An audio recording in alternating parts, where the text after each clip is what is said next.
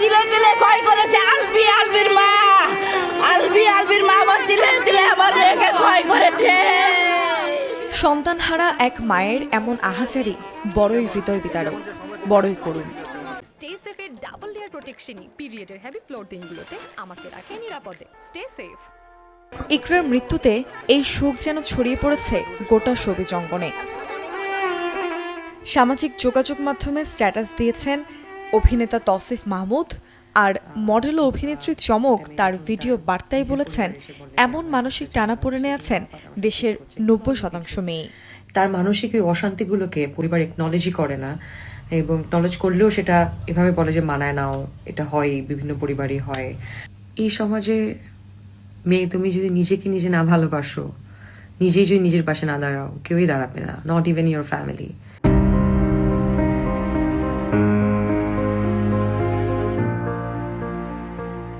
সদ্য প্রয়াত ইকরার মৃত্যু নিয়ে ফাঁস হওয়া তার ব্যক্তিগত চ্যাটে ফুটে উঠেছে সংসার জীবন নিয়ে নিদারুণ যন্ত্রণা।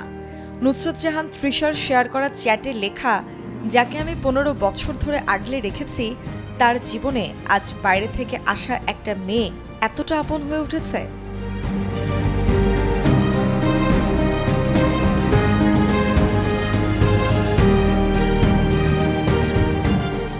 ইকরার অভিযোগ ছিল তার স্বামী আলভি তিথিকে এতটাই প্রশ্রয় দিতেন যে সে অনেক কিছু করার সাহস পেত।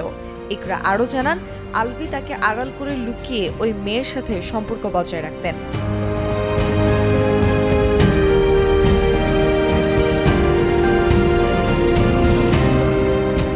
সেই চ্যাটগুলোতে ফুটে উঠেছে ইকরার মাতৃত্বকালীন হাহাকারও।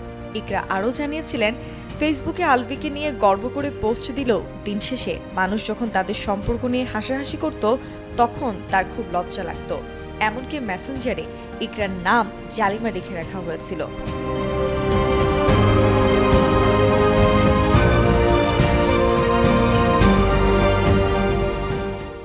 ছোট পর্দার জনপ্রিয় অভিনেত্রী তাসনুভা তিশা লেখেন, মানসিক স্বাস্থ্য নিয়ে কথা বলার এটাই উপযুক্ত সময়। আমাদের উচিত সেই সব মানুষের পাশে দাঁড়ানো যারা সাহায্যের জন্য চিৎকার করছে। ইকরা ছিলেন একজন যত্নশীল স্ত্রী এবং চমৎকার মা। ছোট পর্দার আরেক অভিনেত্রী সাদিয়া তানজিন, তিনি লিখেছেন, মানুষ মরে গেলেই সমাজ বোঝে সে কষ্টে ছিল। ব্যাচেলর পয়েন্ট খ্যাত অভিনেত্রী পার্সা ইভানা বর্তমান সম্পর্কের অস্থিরতা নিয়ে প্রশ্ন তোলেন। তিনি লেখেন, চারিদিকে এত মিথ্যা কেন, এত ভুয়া ভালোবাসা কেন? আমার দম বন্ধ লাগে এই পৃথিবীতে।